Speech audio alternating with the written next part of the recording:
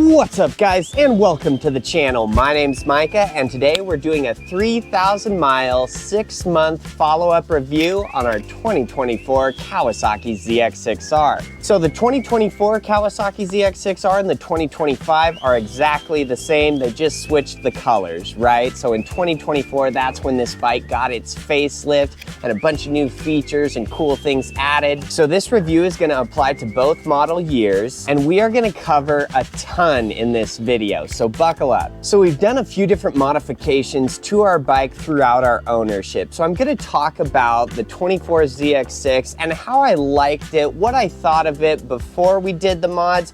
I'll kind of touch on every single little modification that we've done to it, and then talk about how I like it now as it sits with what we've done to it. We've done all of our own maintenance on this bike and upkeep ourselves, so I'll kind of touch on that and talk about how easy that was or what all went into that. Of course, we're gonna take this thing for a spin so you guys can kind of see how it rides, hear it, and somewhat get an idea of what it's like to have one of these ZX-6Rs. And then at the very end, we'll just kind of do an overview, what I think of this bike compared to everything else out there on the market that's similar or relevant, if I'm pleased with our purchase, if I have any buyer's remorse, and if I would buy this bike again. This is gonna be super fun, so without further ado, let's rip into it. So like I said, I got this motorcycle about 6 months ago, okay? Now I am not new to motorcycles. This was actually my 63rd motorcycle that I've owned. Now back in the day, I had a 2004 ZX-6R 636. The thing was a riot, right? I loved it to death. But since then,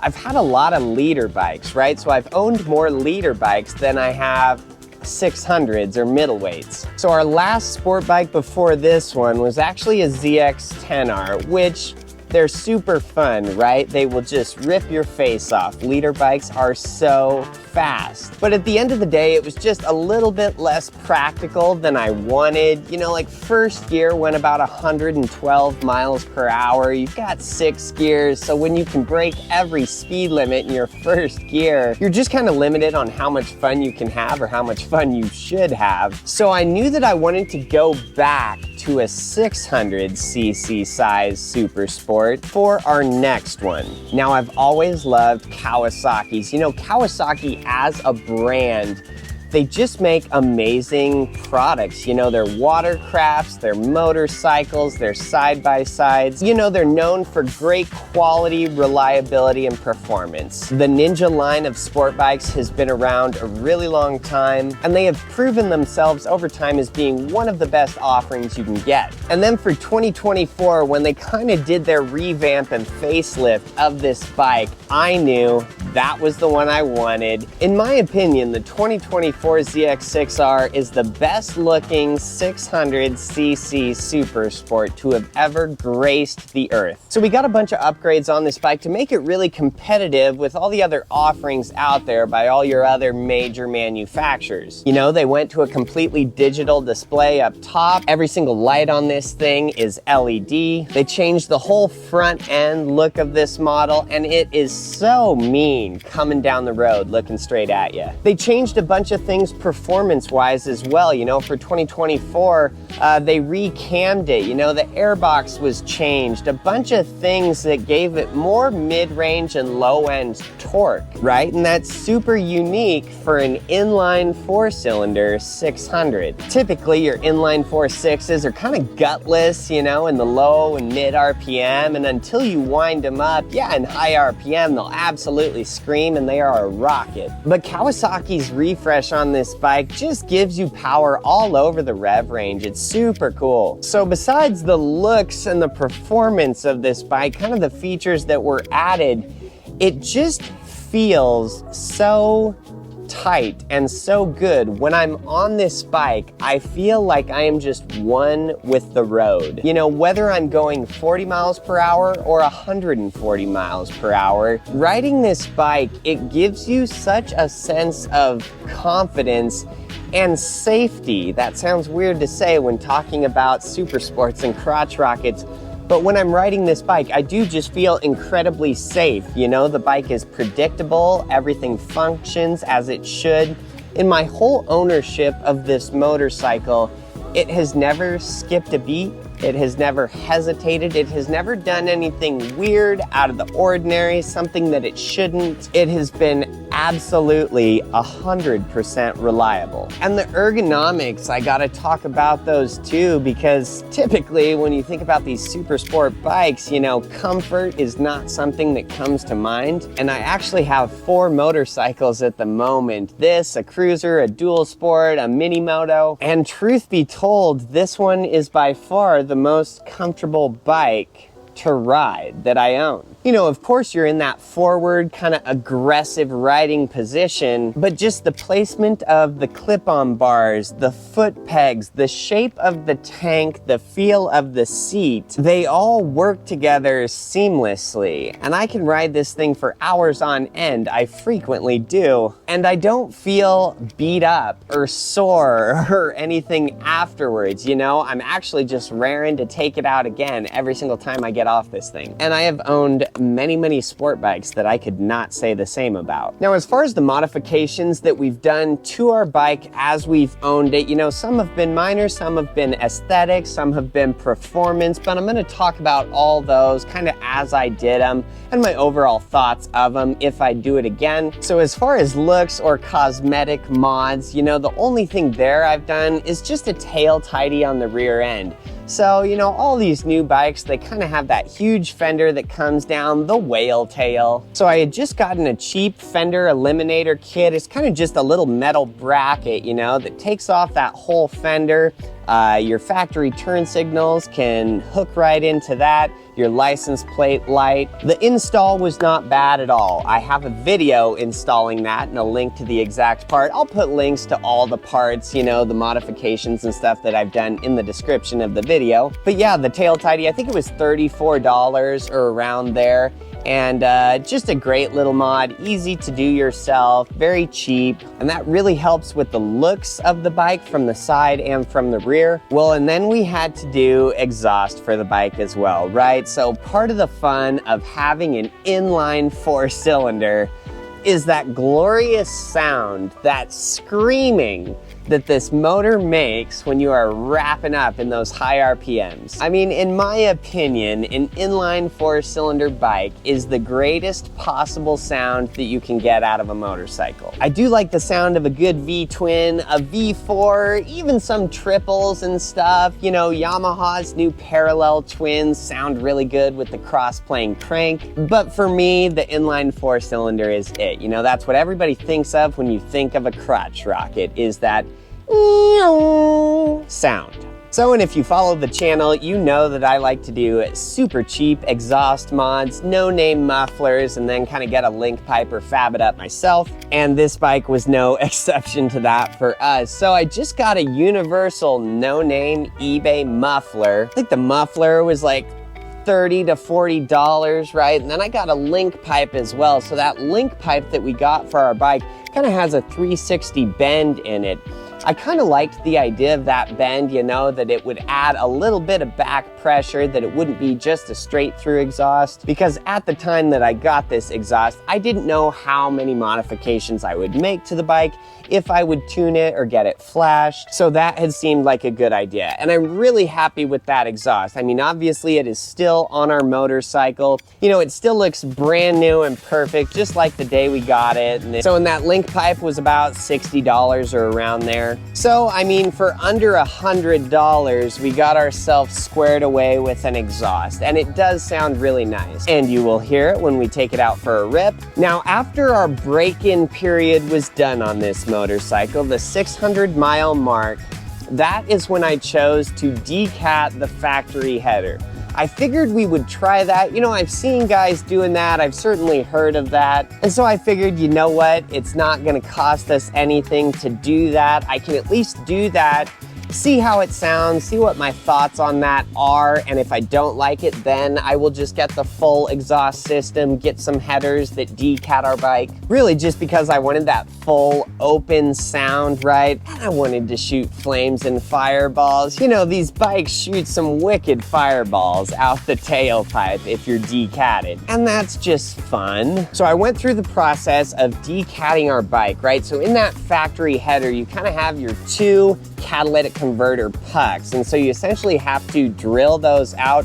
I drilled a bunch of holes and then kind of got in there with a straight screwdriver and chisel and needle nose and just pulled every bit of that out. And I have a video of me decatting the bike. If that's something you want to look into, you know, give it a watch. It'll give you some insight of what all goes into that. So we went through that. We did that to our bike, kind of not knowing what the finished result would be, and it was awesome.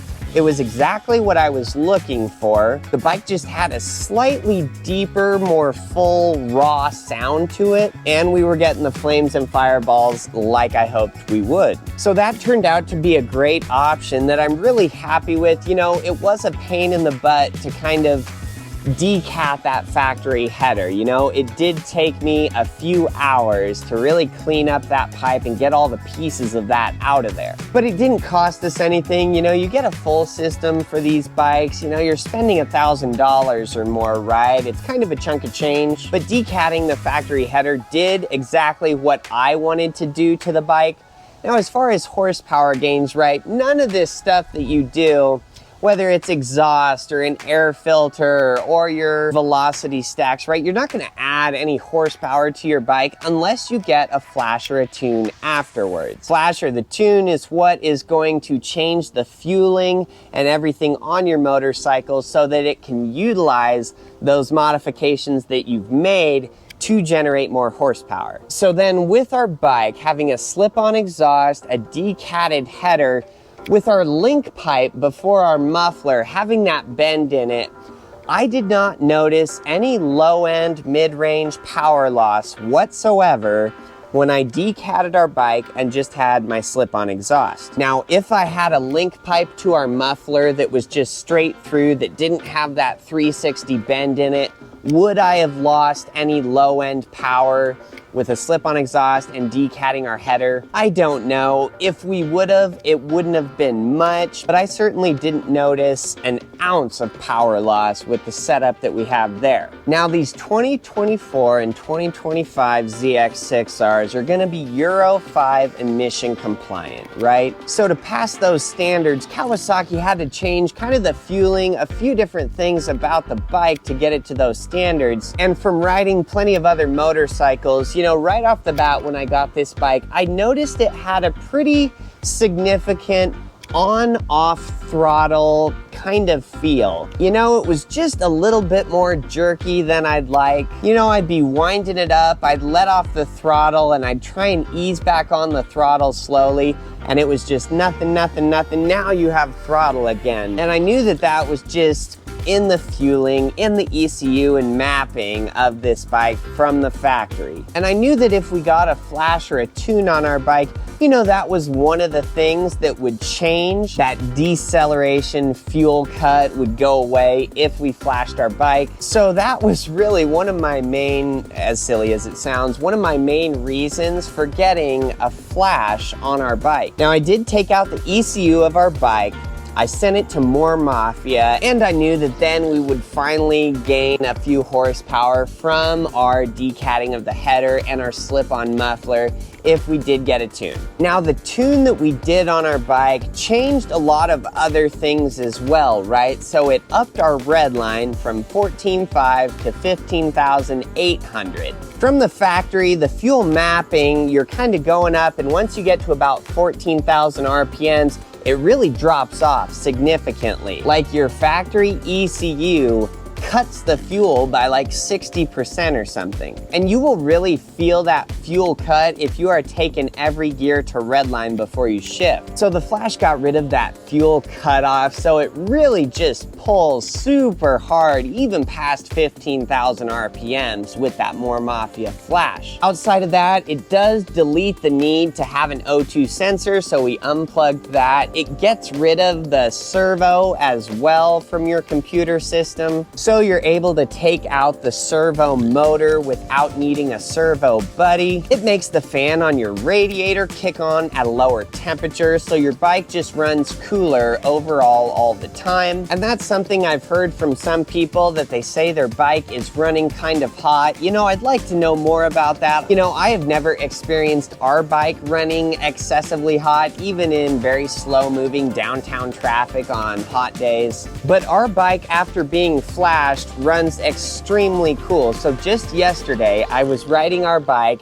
in very slow moving downtown traffic, you know, 10 to 20 miles per hour and plenty of stoplights. It was 105 degrees, and the highest temperature that I ever saw on my dash was 205 degrees. So there's a lot of really cool things that a good flash on your motorcycle, and I will preach More Mafia to everybody. You know, there's other tuners out there, other big names, or maybe you have local people that you know of. I'm just very pleased and very happy in every single way with that More Mafia Flash. So I would 100% endorse them and recommend them. Our bike has been 100% reliable since we got it flashed, and it was 100% reliable before the flash, so nothing changed there. But that's all the modifications that we've done to our bike for now. Maybe a few more will come. We might add some other things down the road.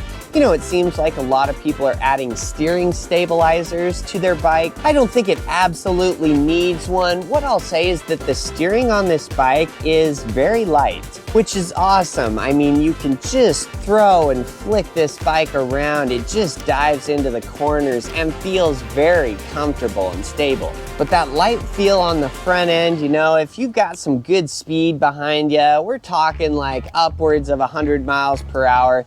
There's been times where I've hit a little bump in the road, you know, maybe doing a $120, a $130, and I just barely got a twitch on my handlebars. But you know, you just got to stay on the throttle if you ever experience that. I think the people who have gotten more of a twitch or a shake in their handlebars on this bike is they feel a little shake, you know, they hit a bump or something in the road and they let off that throttle. Well, letting off the throttle or applying brakes is going to make more weight go onto that front end, and it's just gonna make that slap or that shake get a lot worse. So if you ever get that twitch on the front end or a shake, regardless of what motorcycle you're on, I mean, just throttle out, baby. But I've never experienced any sort of a shake or a death wobble on our bike that I thought, you know, wow, I really need a steering stabilizer. Steering stabilizers are nice, I guess, no matter what bike you're on. If you're worried about it, if that would give you peace of mind, yeah, throw one on. We don't have one. Will I add one? I don't know.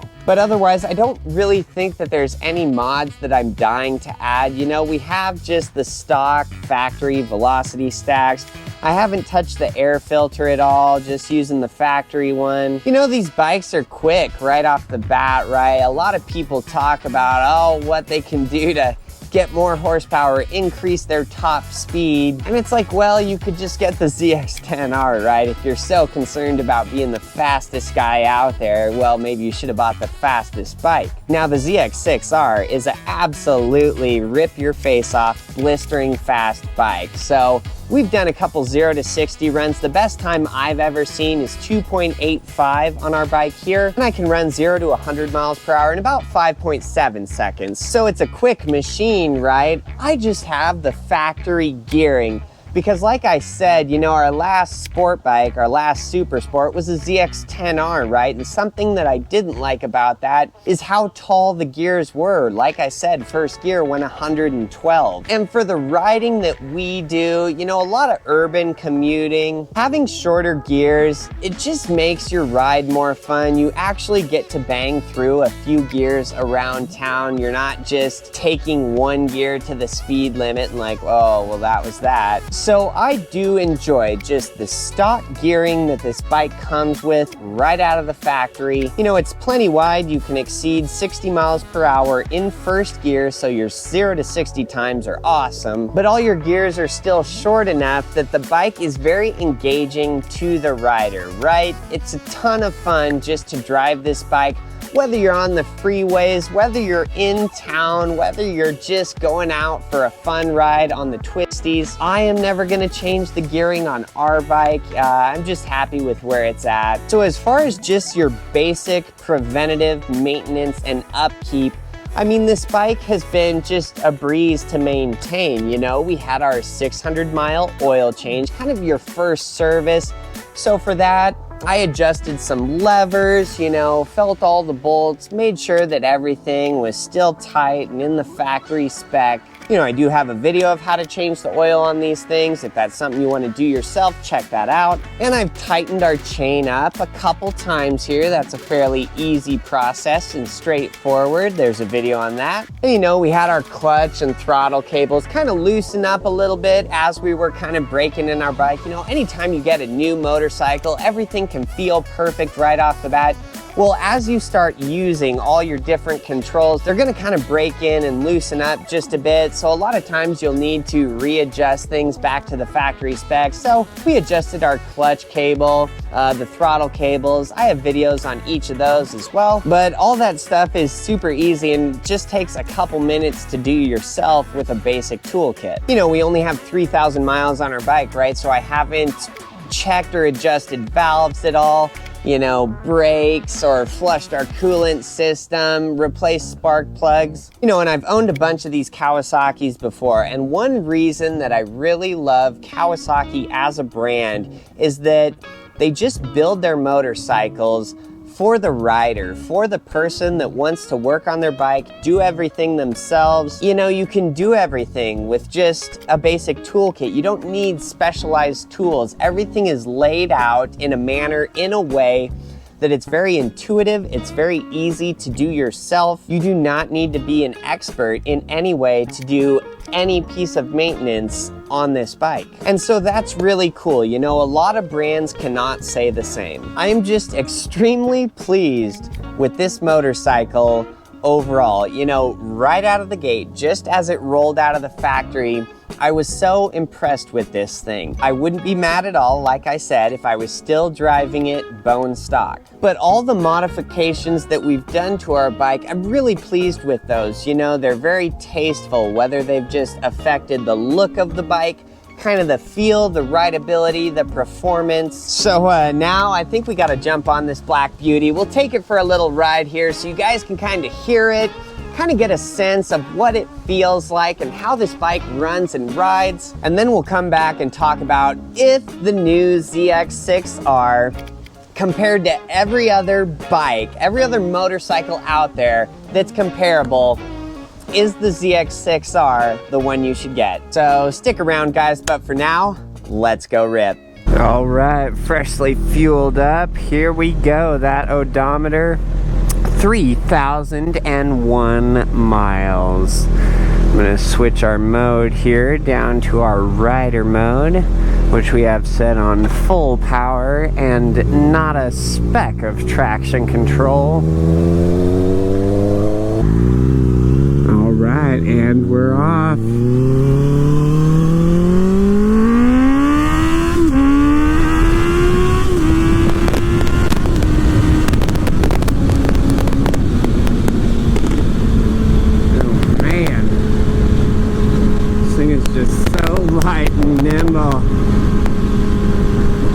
As soon as you get on this bike, you just want to go fast. You just want to wring its neck.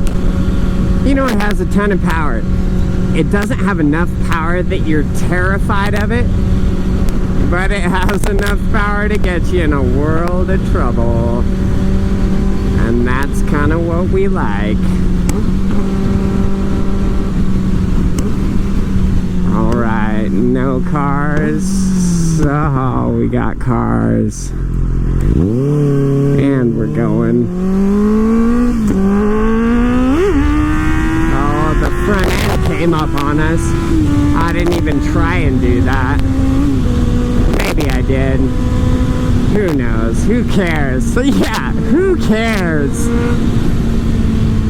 Well, the police will care. Luckily, we're in Mexico.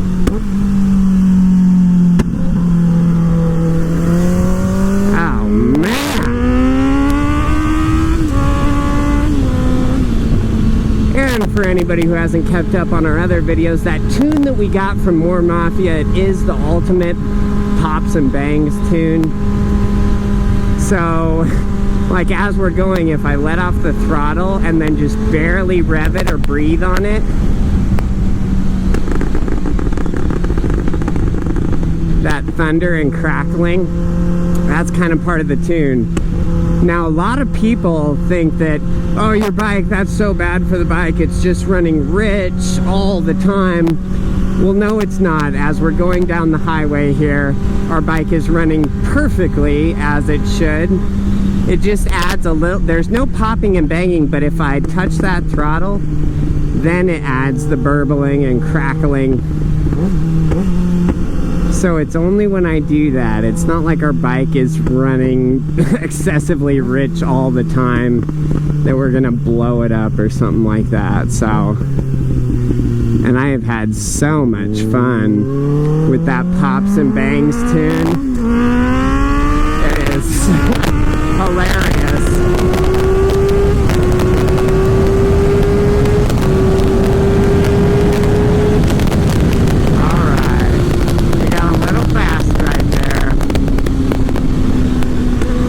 Try and keep it under control, but no promises.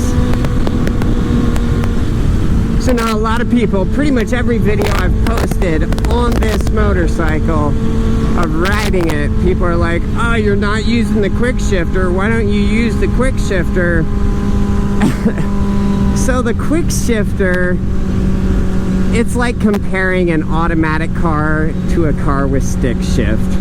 Right? The automatic, it could be faster, it could get us better gas mileage, it's certainly easier, but the enthusiasts, the riders, the bikers don't want none of that nonsense. Maybe if you're like on the track or you're at a quarter-mile drag strip, sure, I'd turn it on.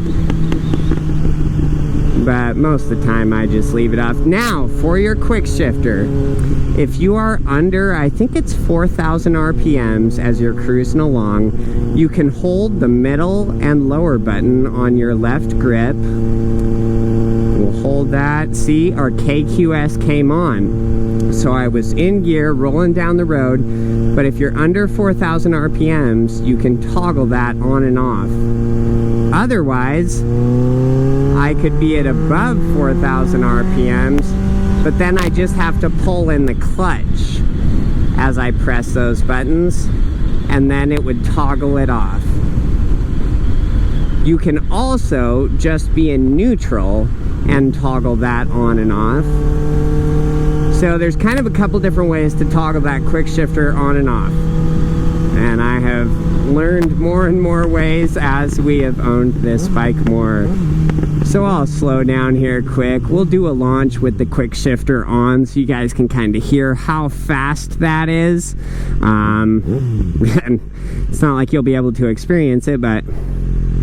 So here we go, launch number 1, quick shifter.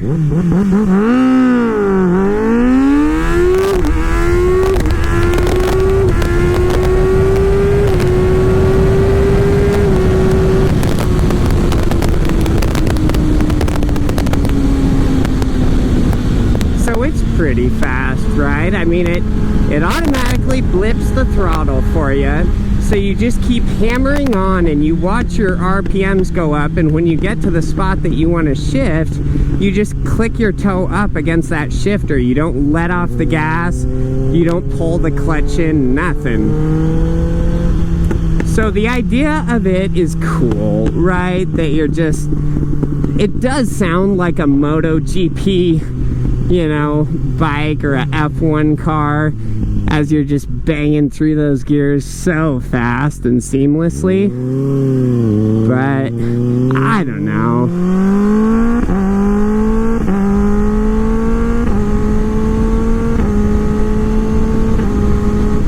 So right there, I went through all the gears with the quick shifter as I was just mid RPM, you know, 6,000–7,000 RPMs.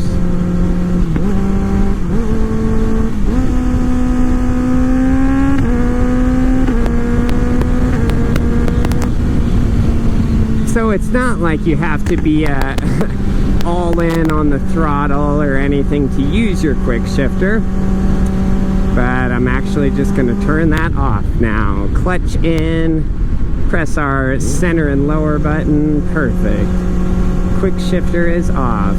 As funny as it is to say, the faster you're going, the more comfortable this bike is. Alright, so now we're going to go to the interstate. We'll just jump on there. We'll kick up our speed. We'll see how it is cruising on this thing, you know, at about 75–80 miles per hour. Maybe even a touch faster, who knows?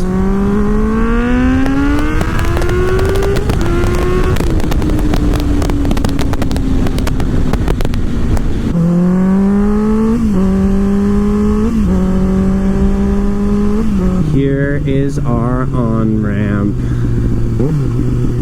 Slip beside the semi here.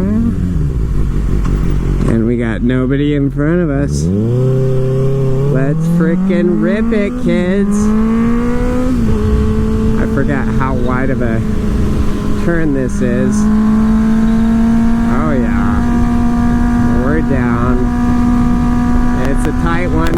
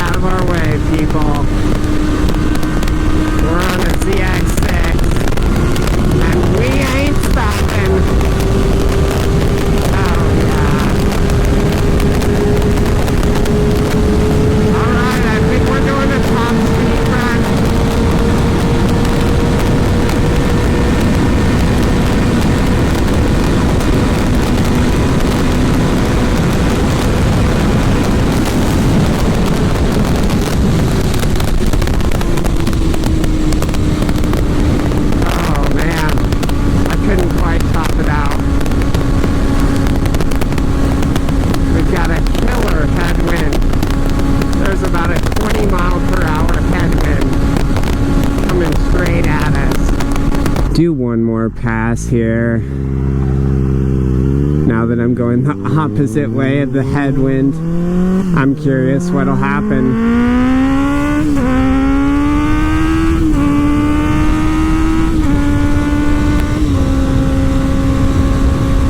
We shall see.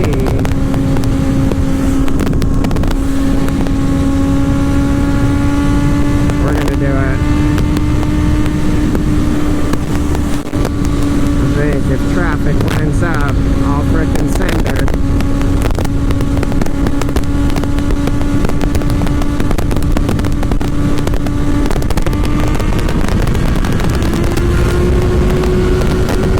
I'm doing it. I'm gonna thread the needle. I probably shouldn't. And we're going.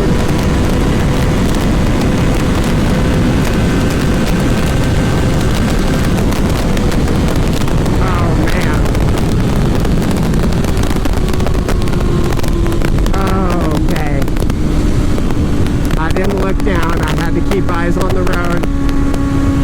Oh, wow. Everybody was begging me for a top speed run, so there you go, kids. You got one.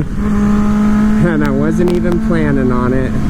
Oh my gosh, that's a state patrol right there. That is funny. You don't really want to get a ticket for 165 in a 65. They'll come down on you for that. Funny. That was sure fun though. You know, I don't drive like a bandit all the time, but the few times I do, it really is fun.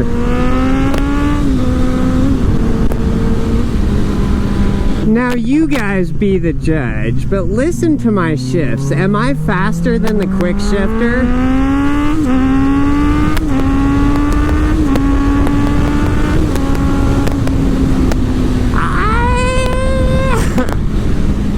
I don't think I'm slower, is what I'll say.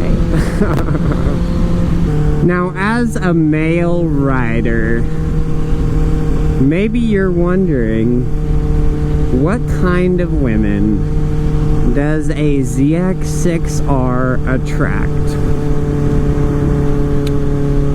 Well, it attracts the wild ones. Certainly not the ones that you should take home to mom. Does it attract many? Yes. Oh-wee. Woo, and we just got back from Mexico here from our ride. That was super, super fun. This bike is just a riot. Everything about it is just, it's perfect.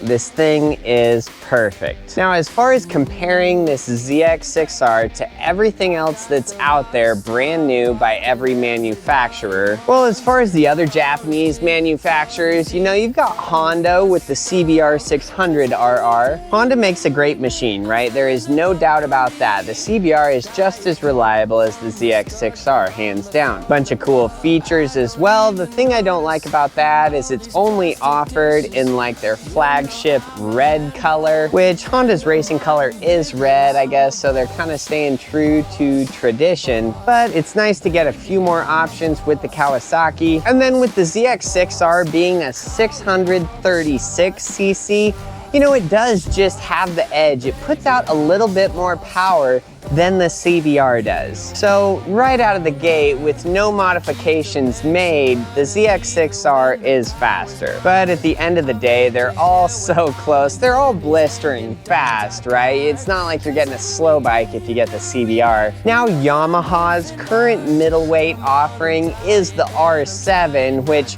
the R9 is coming out soon, but right now they just have the R7. That's kind of their middleweight super sport entry, and it just has a parallel twin. So even though it's a 700 roughly, right, it's a bigger displacement engine than the ZX-6. You know, it only puts out, I think, 82 horsepower. So compared to the 127 that Kawasaki says that this bike has, you know, it's grossly underpowered. You can still get a nice 0 to 60 time, right? Because you can only accelerate so fast before your front end is in the air on the super sports. But you know, after that 60 mark, I mean, a ZX-6 is just gonna run away from an R7, and it's not even gonna be close. Now, you do have the Gixxer, the GSX-R 600 by Suzuki, but that bike is just interesting. You know, it's a little bit less quality than Honda, Kawasaki, or Yamaha. The looks are less than satisfying. You know, that bike has looked so similar for so long, and it's not great. You know, they kind of have a reputation as being the squid missile. Like, if you know nothing about motorcycles and you want a crotch rocket, chances are you're gonna go out and buy a GSX-R 600. So, not that it's a bad overall bike, but I think you just have better, more reliable, faster, more quality options with Honda and Kawasaki. Now, as far as some of your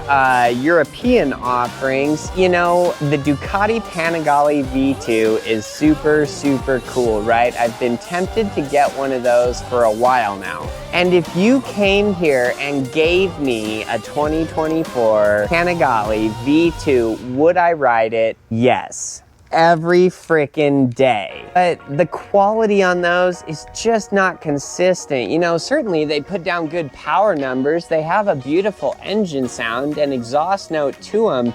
But I've seen guys taking those for test drives, and with the first 10 miles, you know, their bike is shutting off. I've seen oil leaks coming from the side of the crank. In under 50 miles, I've seen internal engine components grenade, clutch baskets break, and this is in the first 100 miles. You know, I've certainly seen some where guys drive them, they drive them hard, and they have no problems at all. But the quality just isn't there with Ducati. It's certainly cool. They are a very elegant bike. They look the part, they sound the part. You know, they do cost a pretty penny, and it's cool to have something that not everybody has, you know, something different, right? That European flair factor. And you can kind of say all those same things about the Aprilias, about the KTMs, about the Triumphs. They're certainly cool. They put down the power, the reliability and quality just isn't as good as the Japanese manufacturers. It's just not as good as Kawasaki with their Ninja lineup. So while I would certainly love to drive absolutely every sport bike from Europe, and I guarantee that I would love my experience on them, when it comes time to spend my money on a machine that I am going to have to maintain every day of its ownership, the decision becomes extremely easy. It's this Kawasaki ZX-6R, or if you absolutely have a need for speed, the ZX-10R. But I think Kawasaki has just done an unbelievable job on this ZX-6R. It's got the power, it's got the looks, it's got the reliability, it's got the quality. What I love about it too is that the aftermarket parts are so plentiful, whether it's exhaust or turn signals, tail lights, windscreen, graphics, levers, grips, anything you can think of. It is cheaper for a ZX-6R than any other super sport motorcycle of all time. And there's just a couple different reasons for that. They're extremely popular because of their reliability, because of their looks, performance, all that. But Kawasaki has just been working on this ZX-6R for over 20 years, and that just shows so much. When you get on this motorcycle, a 24 or 25 ZX-6R, you can just tell that this motorcycle, that this model has been being perfected for so long. And I firmly believe that this ZX-6R, where Kawasaki has it now, is the best ZX-6R that the world has ever seen. No doubt in my mind. And when you look at everything else, you know, the quality, the reliability, the price point, you know, because you can pick one of these things up brand new for about the $12,000 price point. Could be a little less, could be a little more. It depends if you want the ABS or the non-ABS. But for around that price point, you just can't get anything else that puts down these numbers, has all the aftermarket support, you know, the power, the looks, the features. You know, until a manufacturer comes out with something better, I think right here in front of us, we have the best value middleweight super sport on the market right now. And it's just hands down. Second place just really isn't even that close. And second place I would give to the CBR 600RR. You know, Honda does make a great machine, but the Kawasaki edges it out, you know, for a couple different reasons. So I'm just so happy that we ended up with one of these bikes here. You know, as far as buyer's remorse, it's never crossed my mind. I've never had an ounce of it. I just could not be more pleased with this bike right here. So go out and get yourself one of these. If you're on the fence about this ZX-6R, you know, whether you're looking at a 24 or a 25, it's the same bike, right? Different colors, it doesn't really matter. But definitely go pick one of these things up. It is just a riot. It is gonna serve you well. It's gonna be as reliable as the sun. You have a bike that could easily outlive you and I if you treat it right. And I think that's all I've got to say about that.